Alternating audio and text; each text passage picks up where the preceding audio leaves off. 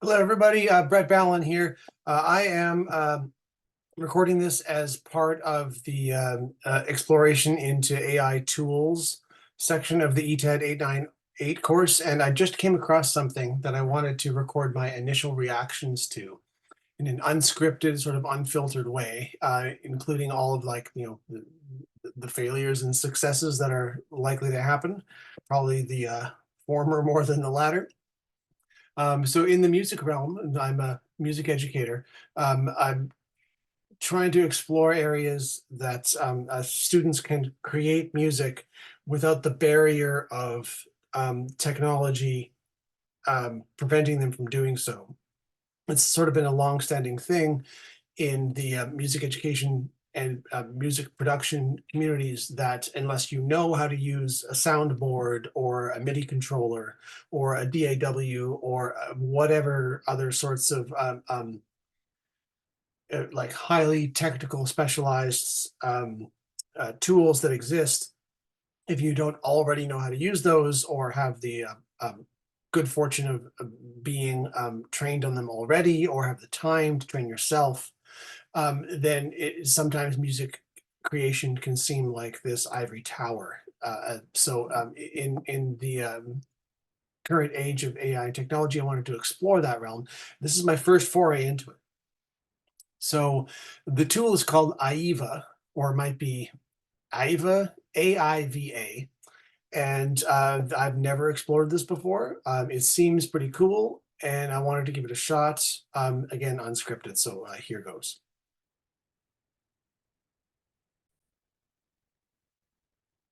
So this is the AIVA AI, sorry, UI, user interface.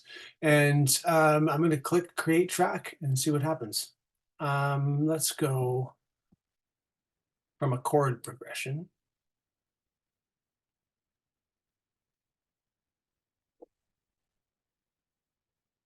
He clicked again. Oh, it's already on that. I see. Okay. All right. Let's go with epic emotional pop. Key signature. I'm a sucker for minor keys. Let's go with the complex keyboard. Complex. Yeah, let's go E flat minor. The duration will be, 30 seconds to a minute. Number of compositions, let's go 2. I don't know what that means. This is create from a style, not from a chord progression. Okay, let's see what happens. Okay.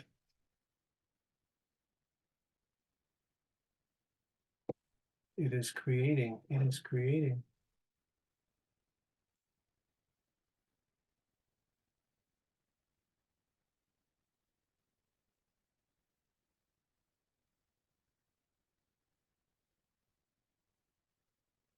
Achievement unlocked. Okay, it's gamifying the process a little bit. That's interesting.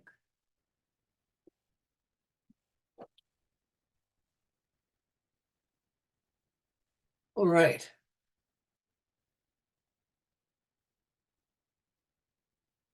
Let's play the first one, see what happens.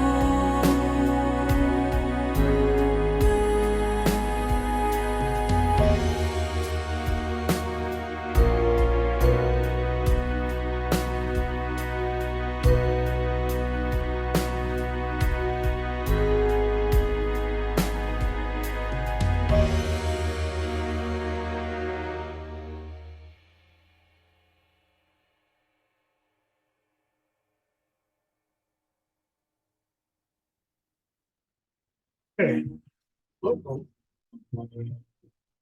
So I am pleasantly surprised by the quality and like the sort of ingenuity of what was going on there. I liked that the textures were all sort of like synchronous with the mood, epic emotional ensemble that it was titled with or tagged with. Um, and I was pleasantly surprised to hear, you know what, not surprised, but still notable that it's very metronomic, like the sense of rhythm and the time is, there's no nuance or kind of like orchestral conductorial sort of like pushes and pulls with rubatos and things in it. It's very quantized. Um, it definitely stuck diatonically to the E flat minor key signature, and it stuck to the meter 4 as well. I was kind of hoping that there would be some level of um, digital audio workstation like workflow to see like how many tracks and what was being done in those tracks from like a MIDI um, perspective, and from an audio engineer's perspective. This is just like a file that was given to me to play. I don't know that it's original. You can't really have an original thing like this without melody and lyrics. Sidebar to copyright law at this point. But I'm pleasantly surprised. It sounds good. I'm going to share again, and I'm going to try something completely different.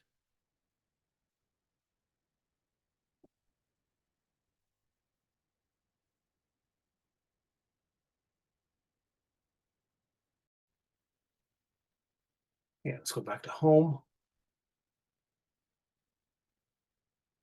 Or create track, I guess. Let's go step by step this time. Oh, there's lots of options here. Well, you know what? I saw Afro House down there. I love Fela Kuti, so let's do that. Loading my score. Huh. What's that mean? Oh, it means loading the workflow, not the score. Okay, so this is what I was anticipating before.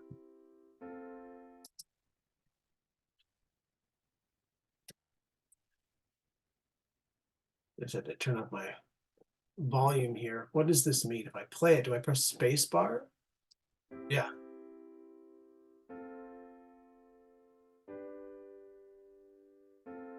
Okay, so this is diatonic in the key of C, 4/4, regular heartbeat, kind of like tempo.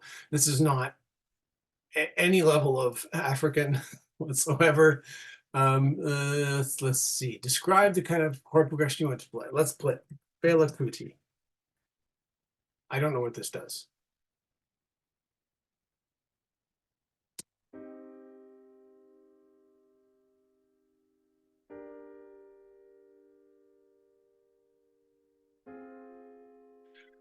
Okay. That's a stretch for it to be Fela Kuti style, but that might be too specific. Let's go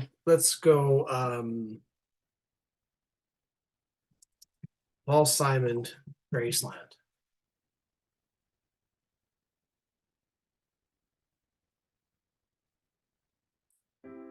No. It was a 1/4, 1/4, 5, 1/4, 5. No, absolutely not. Okay, all right. I don't think that this method is going to turn into anything helpful, but maybe I'm not exploring it enough. Composition workflows, previous, next, stop. Oh, I see. Okay, sorry, I'm just not familiar with the UI yet here. No, I don't want to quit the tutorial. Okay. The tempo, the style, click here, and just zoom to this slider. Okay, it's the same thing as Logic or a GarageBand chord progression. Okay, I'm going to skip that. Want to quit the tutorial? Yes, I do. Okay, all right. So there's more here. This is, I put in Fela Kuti. And okay, let's see. There's Afro percussion, pop piano, sustain, cyberpunk, whatever that means, staccato, echo, dotted. And it's like some of these things are like probably described by, you know, the person that trained the AI to do it, assuming that this is an AI. Let's see what happens here.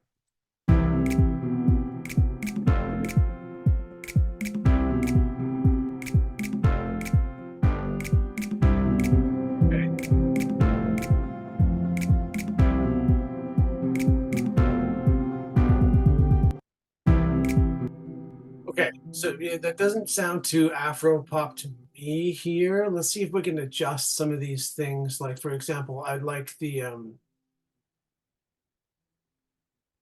know what? Yeah, I'm just gonna choose. I'm gonna click through this as fast as I can. Come on.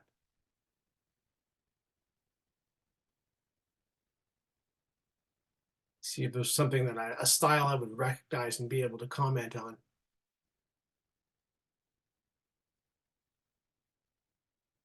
Strings and woodwinds. Okay.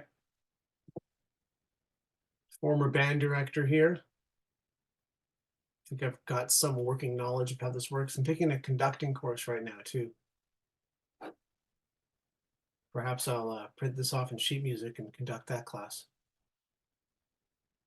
Flute, one legato, violins. Okay, I like this workflow here with the tracks set out on the left and then like the MIDI information on the right. This is a very familiar work environment for me. I feel like I would be able to do something with this. Input, as far as like using a MIDI controller to actually input what's in here, I don't think I would use this as a professional kind of like audio engineer tool. But I can see how it could lead to that.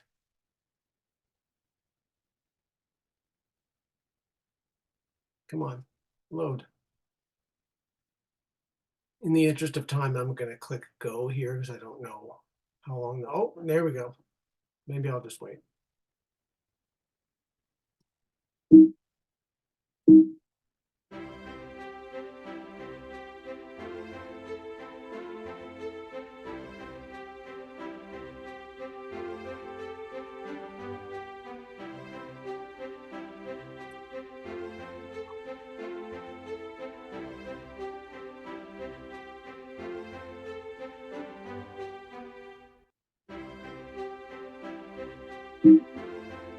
Yeah. Okay. So if I were to have recorded this or created this track um, manually, this would probably be 30 to 45 minutes of work if I got it right the first time and I wasn't interrupted and there was no tech issues.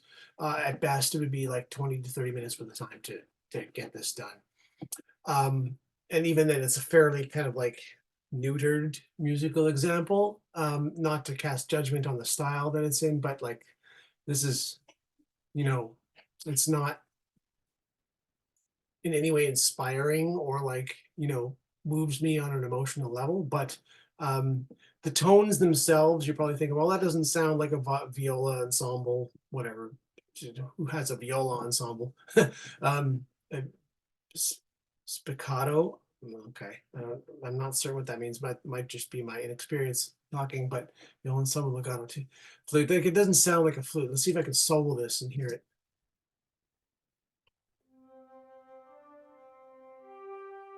Yeah, it just sounds like a synthesizer, which is fine. But if you were able to like print off these parts and give them to an ensemble that could be some kind of useful in some spheres, let's click the next button here and see what happens.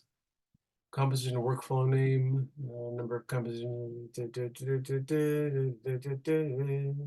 final step. Okay, fine. Workflow name, and I don't care. Come on, just things next iteration. Yep, yep. Oh, ETAD test.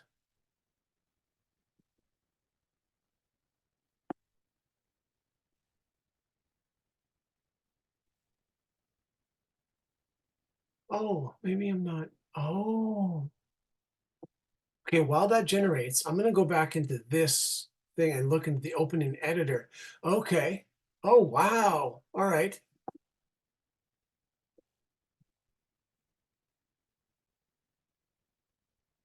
Downloading for me here. This is not web-based, by the way. This is like a desktop app that I had to, you know, register for a free trial and so forth.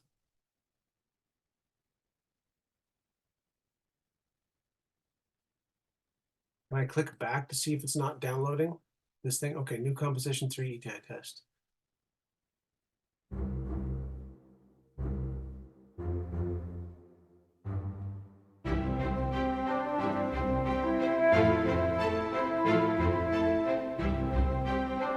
Yeah, still very sterile. There's not a lot of heart and soul in there.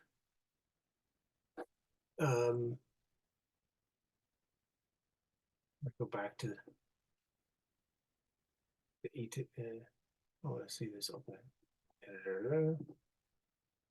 Yeah, interesting. Okay, so I was mistaken before. I just didn't explore the UI enough. Loading instruments memory. Okay, I don't have a ton of RAM on this computer.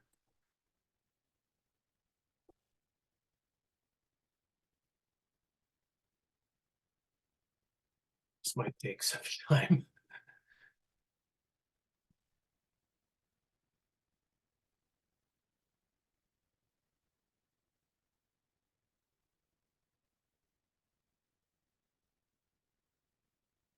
Yeah, I've got 8 GB of RAM here. Oh, okay. All right. All right.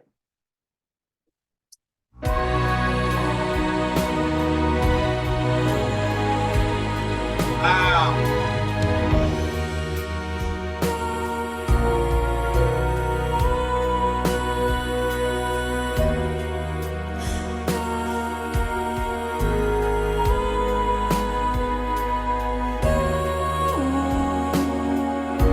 Okay, just clicking through some of these things, the dynamics.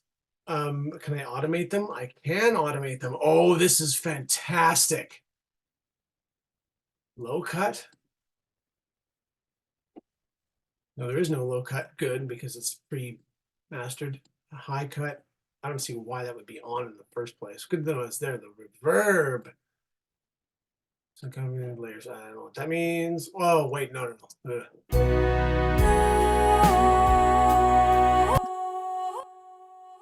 You hear that like hangover, for lack of a better word? Like there's this delay that happens because I copied the reverb inadvertently.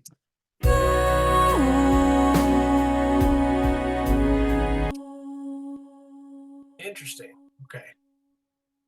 Copy automation to all of the layers. Okay, sure. Let's copy all of them to all of the layers. Maybe I'll turn these back on just for shits and giggles. And can I control the delay on these tracks individually? Oh, I can.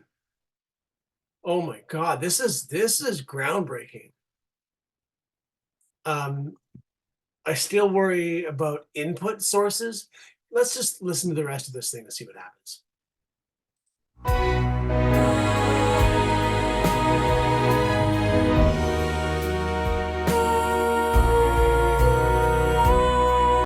Interesting to see a C flat there. This is actually like enharmonically accurate to what music theory, sort of like general, or at least Western music theory, general practices dictate that is technically should be a C flat. This is really in the key of B major, and this would be G sharp minor and D sharp minor and stuff. But like, if it's enharmonically in C flat, then this is all correct from my knowledge as a at least cursory music theory practicer. This percussion track, this is where it's okay. So it's all, you have no choice but to quantize, which is fine. Let's solo this thing and see what this sounds like. Okay, what I noticed right away is UI is not in sync. I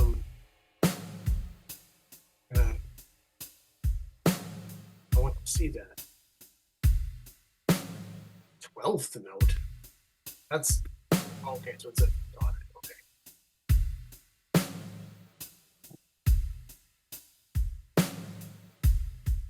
Yeah. So this thing being out of sync with the actual sounds coming out is problematic. Like it's editing from an aesthetics point. I want to see what's going on. Okay. All right. There's a lot going on here. Oh, there's a Discord channel. Cool. There's a lot going on here, and I like the availability of this. As you can see, I've done all of this unscripted. If I needed to create a track real fast in some sort of style because my radio jingle was due at T minus 30 minutes from now. I could have the client with 20 different examples to see which one piqued their interest the most right quick. This does change a lot. As far as education, um, I think just having students fool around with this for a little bit, like I have, because it's free, might give them some level of like kind of like musical critical thinking skills, like I was applying here, in the sense that I'm trying to find what works, what doesn't, what I do know, what I don't know, but there's still a little bit of shrouding between, what music is, what it is feeling, heart work, and how it ultimately comes to be. And that this creates a distance between those things. So I don't think I would use this at, say, like the grade 6 level, but at like the, yeah, first year undergraduate studies level, I could see this being something useful. On a commercial level, quite useful. Perhaps in so like a practical and applied arts 30 course, it might provide something. But also, like if you're a hip hop artist who's primarily working in spoken word and rap, then the possibilities for beat creation, which of course can't be copyrighted and usually take forever to create, to quote Dr. Dre, taking my time to perfect the beats. That's something that he wasn't speaking lightly about. There's a huge, like, technological and artistic process that goes into making um, uh, what's known as beats in the hip hop community, particularly in the late 90s and 2000s, where it was, sound synthesis and the science of that. It's now become automated. So this has potential to spoken word artists and rap artists to circumvent that previously very difficult process. Not saying what I feel about that, just saying what I'm seeing. Um, this is all really overwhelming. I'm going to stop at this point and let you take it in. If you watch this far, then great. Um, I'll continue doing these things if I should find some more. And if AI goes the way that we all think it's going, there's probably going to be 20 more AIVAs in the next 2 weeks for me to review and take in. I'm going to use this with my guitar 10 and 20, 30 courses when I can book computer time, just to like expose them to the same idea. And because it's relatively simple to navigate, I'm going to put this in the classroom and see what they think. Peace and love.